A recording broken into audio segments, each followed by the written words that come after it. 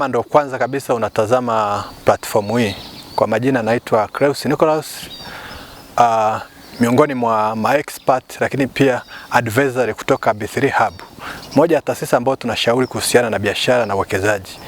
Leo nitakuwa nikizungumzia kuhusiana na 5-year plan for wealth creation, yani miaka 5 katika kufanya planning kwa maana ya kuwekeza.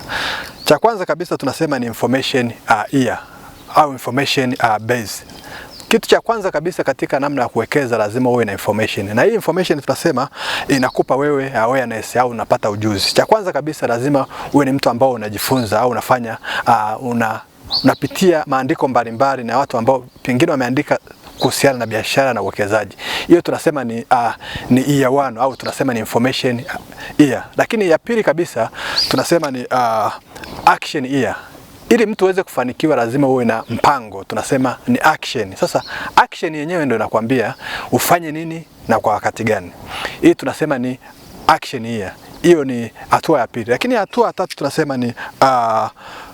tunasema ni strategy year. Sasa strategy hii inakwambia utumie mfumo gani. Maybe pengine unafanya biashara au pengine unawekeza. Sasa lazima uwe na strategy. Strategy ni kitu ambacho kinakupa njia na kinakufundisha, kinakwambia tembea katika mwendo huu. Lakini hatua ya 4 kabisa tunasema ni expansion and application year. Sasa kadiri tunavyoishi katika mtindo wa biashara au katika namna ya kuwekeza, lazima mtu wewe unakuwa au unaongezeka. Sasa kukua au kuongezeka kuna kusababisha wewe sometimes huwa tunasema ni diversification of investment. Sasa katika diversification tunasema usiwekeze au usiweke uchumi wako katika namna moja. Na hii tunasema mara zote ukiweka mayai katika kikapu kimoja yote yanaweza kapasuka kwa wakati mmoja. Kwa hiyo hivyo katika uchumi tunashauri lazima uwekeze katika maeneo mbalimbali. Kwa nini? Hii inakupa pia protection au inakupa ulinzi kwamba katika investment moja ikiweza kuanguka, nyingine inaweza kuendelea kustahimili au kuendelea kuoperate. Sasa hii ni tunasema ni njia 4 au tunasema ni year 4. Lakini year 5 tunasema ni freedom year. Sasa freedom year hii unaanza pia kupata matunda ya kile ambacho umeweza kukizalisha tokea year 1.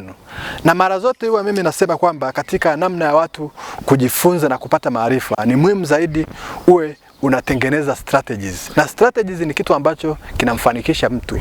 Na ukiangalia zaidi na ukifuatilia miongoni mwa makampuni makubwa duniani, let's say mfano kama Toyota, Coca-Cola, watu ambao wameendelea kuwa na strategy nyingi sana ambazo na mifumo mikubwa sana katika biashara na kuwekeza. Let's say tokea mfano labda wewe umezaliwa, umekuwa ukiona Coca-Cola, umekuwa ukiona Pepsi, umekuwa ukiona Toyota.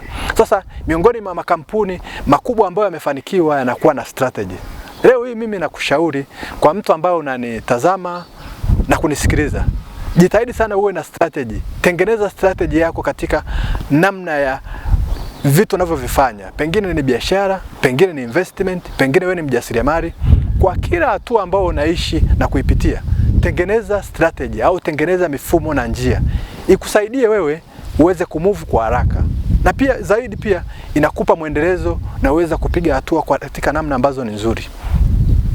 Kitu cha muhimu zaidi pia naendelea kukushauri pia uwe mtu ambao unajifunza au unapata maarifa. Kama nilivyosema katika stage au tuseme year 1 unapata information.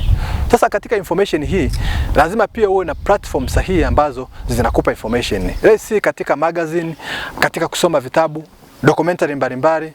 Let's say pia kupitia platform hii kama ya B3 Hub unaweza kuwa unaendelea kupata maarifa na kuongoza na nakupa ujuzi mbalimbali.